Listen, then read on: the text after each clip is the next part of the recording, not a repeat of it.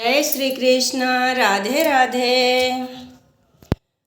कहवा में कृष्ण जन्म भइल, कहवा बधैया बाजे हो। अरे कहवा में कृष्ण के जन्म भइल, कहाँ में बधैया बाजे हो।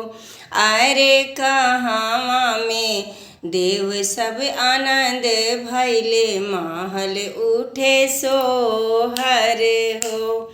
अरे कहवा में देव सब मगन भैले, महल उठे सोहर हो।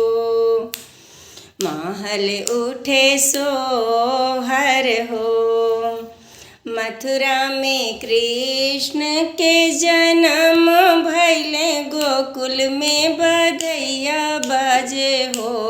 अरे मथुरा में कान्हा के जन्म भैले, गोकुल में बधैया बाजे हो। अरे देव हो, अरे गगन में देव सब मगन भैले, महल उठे सोहर हो। सखियाँ सखियाँ धरती गगन सब मगन भैले, महल उठे सोहर हो। कृष्ण के बड़ी बड़ी आँखियाँ कजरवा भले सोहई हो। अरे कृष्ण के बड़ी बड़ी आँखियाँ देखत नीक लागेल हो।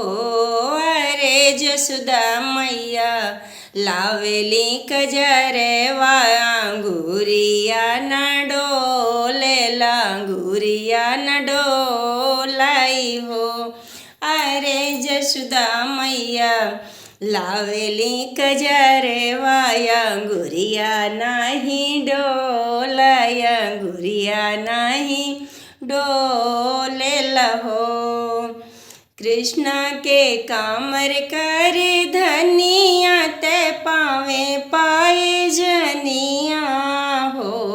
अरे कृष्ण के कामर कर धनिया, ते पावे पाए जनिया हो। अरे ठुमा की चल कन्हैया, देखते नीक लागेल हो।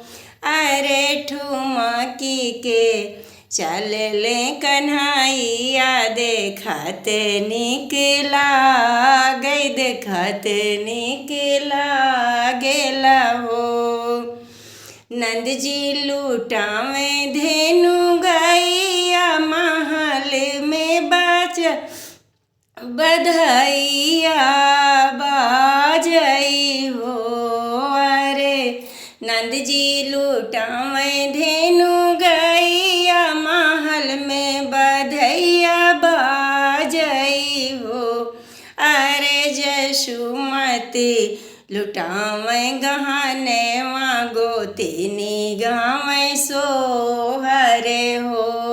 अरे जसोदा मैया लुटावे गहने गोतिनियन गावे सोहर, ग्वालिनियन गावे सोहर हो। जय श्री कृष्ण। राधे राधे।